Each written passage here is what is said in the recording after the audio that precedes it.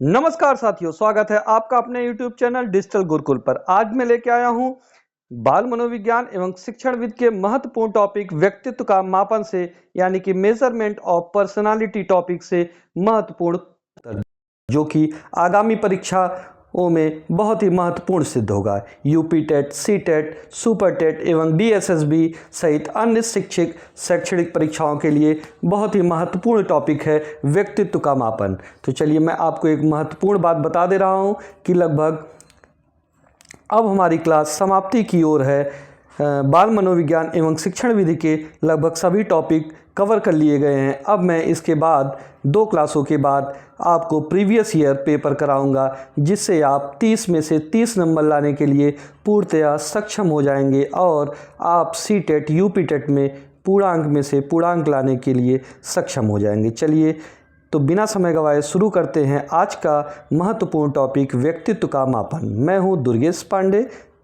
चलिए शुरू करते हैं।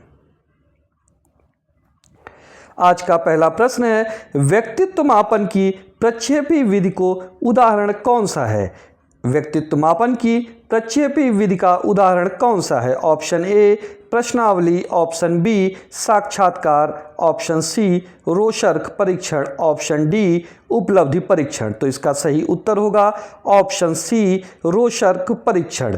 रोशर्क परीक्षण एक प्रक्षेपी प्रोजेक्टिव विधि है जिसमें व्यक्ति स्याही के धब्बों को देखकर अपनी प्रतिक्रिया देता है। इससे उसके अवचेतन विचारों और व्यक्तित्व का अध्ययन किया जाता है। तो इसका सही उत्तर होगा ऑप्शन सी रोशर्क परीक्षण। चलिए चलते हैं अगले प्रश्न की ओर। अगला प्रश्न है, निम्न में से कौन सी व्यक्तित्व मापन की वस्तुनिष्ठ विधि है? Option A TAT, option B SCAT CAT, option C प्रश्नावली, ऑप्शन डी रोशर्क परीक्षण। तो इसका सही उत्तर होगा ऑप्शन सी प्रश्नावली। प्रश्नावली में व्यक्ति लिखित प्रश्नों के उत्तर देता है। यह एक वस्तुनिष्ठ विधि है क्योंकि इसमें उत्तरों का मूल्यांकन निश्चित आधार पर किया जाता है। तो इसका सही उत्तर होगा ऑप्शन सी प्रश्नावली विधि। तो दोस्तों चलते हैं अगले महत्वपूर्ण प्रश्न की ओर। अगला प्रश्न है, साक्षात्कार विधि का मुख्य उद्देश्य क्या है? ऑप्शन ए शारीरिक विकास मापन, ऑप्शन बी व्यक्तित्व की जानकारी प्राप्त करना, ऑप्शन सी बुद्धि परीक्षण करना, ऑप्शन डी स्मृति बढ़ाना। तो इसका सही उत्तर होगा ऑप्शन बी व्यक्तित्व की जानकारी प्राप्त करना। साक्षात्कार में शिक्षक या मनोवैज्ञानिक व्यक्ति से बातचीत करके उसके व्यवहार, भावनाओं और व्यक्तित्व से जुड़ी जानकारी प्राप्त करते हैं। तो इसका सही उत्तर होगा ऑप्शन बी व्यक्तित्व की जानकारी प्राप्त करना। चलिए चलते हैं अगले महत्वपूर्ण प्रश्न की ओर। तो दोस्तों मैं जब आपको प्रश्न बोलता हूं और उसके बाद ऑप्शन बोलता हूं तो आप एक आंसर के पास पहुंचा करिए और आप भी एनालिसिस किया करिए कि इन प्रश्नों में से कितने प्रश्नों के आपने सही उत्तर दिए हैं, और लास्ट में जितने प्रश्नों का आप सही उत्तर देते हैं उसको कमेंट बॉक्स में ज़रूर लिख के बताया करिए, जिससे आप अपना सेल्फ एनालिसिस भी कर सकते हैं। चलिए चलते हैं अगले महत्वपूर्ण प्रश्न की ओर। अगला प्रश्न है, TAT का पूर्ण रूप क्या है?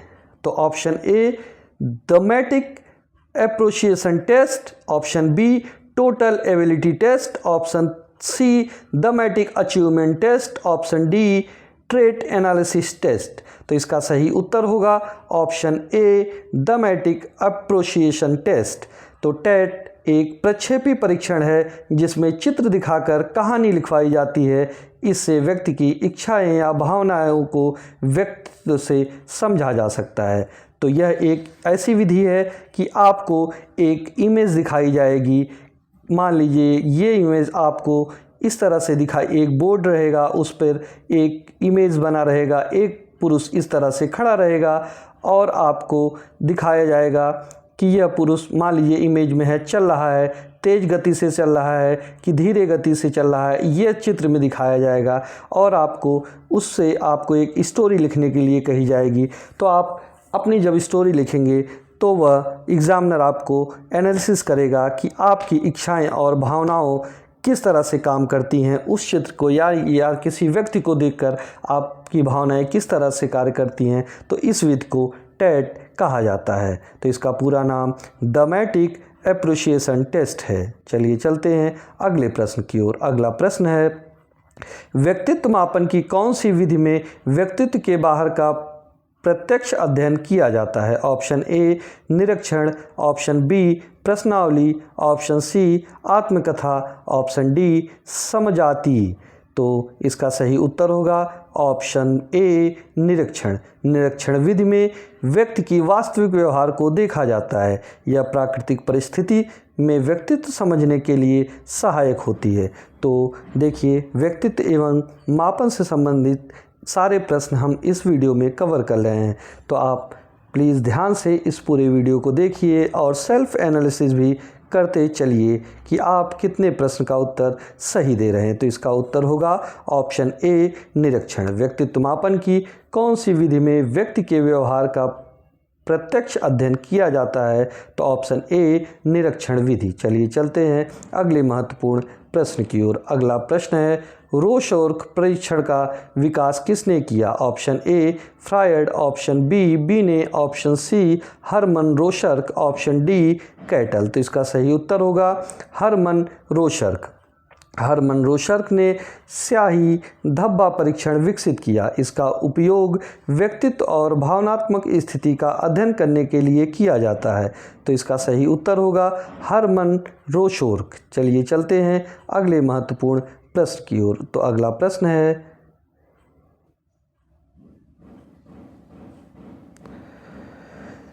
समझाती विधि का प्रयोग मुख्यतः किसके अध्ययन में किया जाता है? ऑप्शन ए बुद्धि, ऑप्शन बी रुचि, ऑप्शन सी समूह संबंध, ऑप्शन डी स्मृति। तो इसका सही उत्तर होगा ऑप्शन सी समूह संबंध।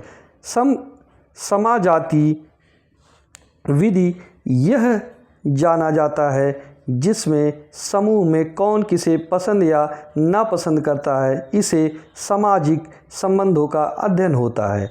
तो इसका सही उत्तर होगा ऑप्शन सी समूह बंधन। चलिए चलते हैं अगले महत्वपूर्ण प्रश्न की ओर। तो दोस्तों, अगर अभी तक आपने मेरे channel digital Gurukul by Pandey sir को सब्सक्राइब नहीं किया है तो प्लीज़ चैनल को सब्सक्राइब कर लें और मेरे इंस्टा पेज से आप इस क्लास की पीडीएफ डाउनलोड करके पढ़ सकते हैं। चलिए चलते हैं अगले इस महत्वपूर्ण प्रश्न की ओर। ये प्रश्न है, व्यक्तित्व मापन की कौन सी विधि में व्यक्ति स्वयं अपने बारे में जानकारी देता है? ऑप्शन ए निरीक्षण, ऑप्शन बी आत्मकथा, ऑप्शन सी समाजमिति, ऑप्शन डी उपलब्धि परीक्षण। तो इसका सही उत्तर है ऑप्शन बी आत्मकथा। ऑटोग्राफी जिसको इंग्लिश में बोलते हैं उसको कहते हैं ऑटोग्राफी। आत्मकथा में व्यक्ति अपने अनुभव, विचार और भावनाएं स्वयं लिखता है। इससे उसके व्यक्तित्व की जानकारी मिलती है।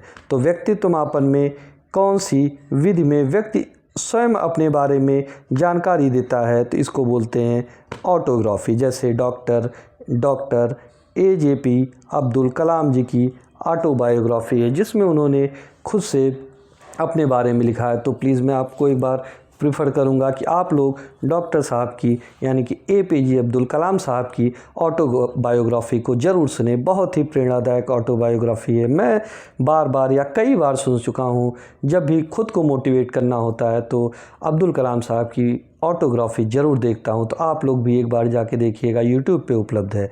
चलिए चलते हैं अगले महत्वपूर्ण प्रश्न की ओर। तो अगला प्रश्न है, निम्न में से कौन सा प्रक्षेपी परीक्षण नहीं है? Option A TAT, option C CAT, option D प्रश्नावली, ऑप्शन डी रोशोर्क परीक्षण। तो इसका सही उत्तर होगा ऑप्शन सी प्रश्नावली।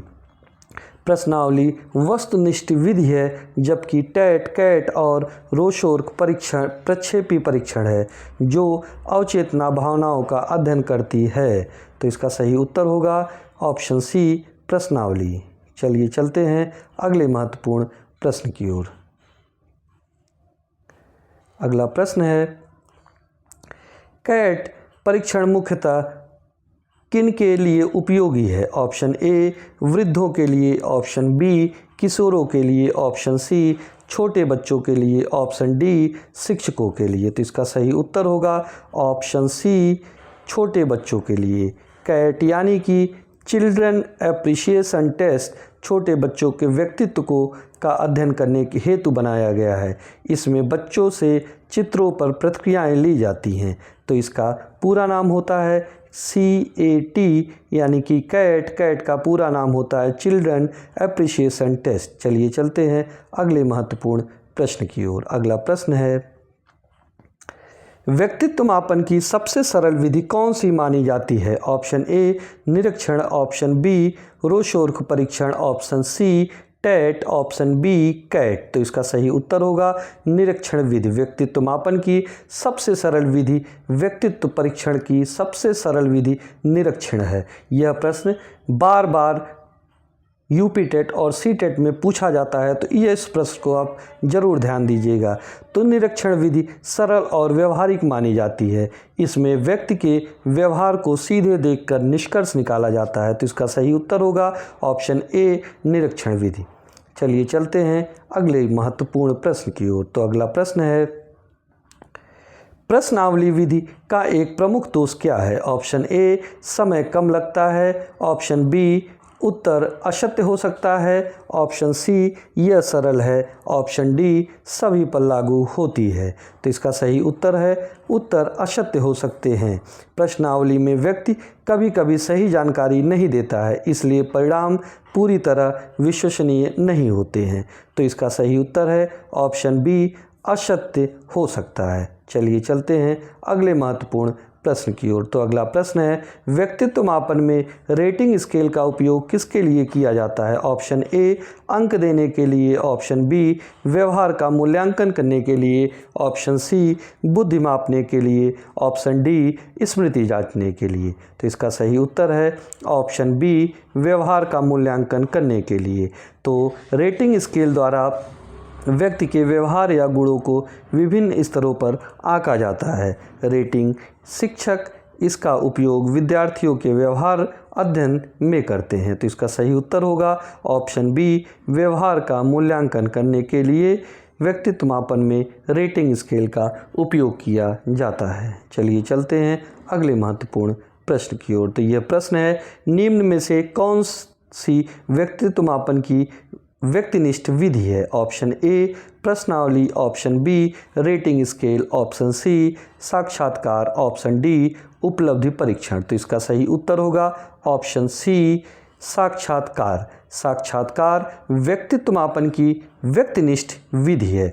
तो इसका सही उत्तर होगा साक्षात्कार। साक्षात्कार में उत्तरों का विश्लेषण परीक्षक की समझ पर निर्भर करता है, इसलिए इसे व्यक्तित्व विधि माना जाता है। चलिए चलते हैं अगले महत्वपूर्ण प्रश्न की ओर। तो अगला प्रश्न है, व्यक्तित्व मापन का मुख्य उद्देश्य क्या है? ऑप्शन ए केवल अंक देना, ऑप्शन बी शारीरिक विकास जानना, ऑप्शन सी व्यक्तित्व के विचार और गुणों को समझना, ऑप्शन डी रोगों का उपचार करना। तो इसका सही उत्तर होगा व्यक्तित्व के व्यवहार और गुणों को समझना। व्यक्तित्व मापन का उद्देश्य व्यक्ति के स्वभाव, व्यवहार, भावनाओं और सामाजिक गुणों को समझना होता है, ताकि उसके विकास में सहयोग मिल सके। तो इसका सही उत्तर है ऑप्शन सी व्यक्ति के व्यवहार और गुणों को समझना ही व्यक्तित्व मापन का मुख्य उद्देश्य है। तो दोस्तों, यहाँ पर आज का व्यक्तित्व मापन टॉपिक यानी कि मेजरमेंट ऑफ पर्सनालिटी समाप्त होता है। तो इस टॉपिक से जितने भी महत्वपूर्ण प्रश्न उत्तर बन सकते थे, हम आपके सामने लेकर आए हैं। और मैं आपसे वादा करता हूं कि किसी भी एग्ज़ाम में आप बैठ जाएंगे शिक्षक भर्ती से संबंधित, तो इस टॉपिक में इन प्रश्नों के अलावा कोई भी प्रश्न नहीं पूछा जाएगा। यह प्रश्न 100% सटीक और ऑथेंटिक सोर्सेज से लिए गए हैं और साथ ही प्रीवियस ईयर से संबंधित प्रश्न हैं। जो प्रश्न बार बार एग्ज़ाम में पूछे जाते हैं, उन्हीं प्रश्नों को मैं आप लोग के सामने लेके आता हूं। और यह सीरीज़ जैसे ही ख़त्म होती है, हम आपको प्रीवियस ईयर के पेपर कराएंगे, तो उसके लिए भी तैयार रहिएगा। और आप हमारे इस क्लास को जाके हमारे Telegram channel digital Gurukul by Pandey sir से डाउनलोड कर सकते हैं। चलिए thank you for watching our YouTube channel digital Gurukul. आपका दिन शुभ हो। जय हिंद, जय भारत।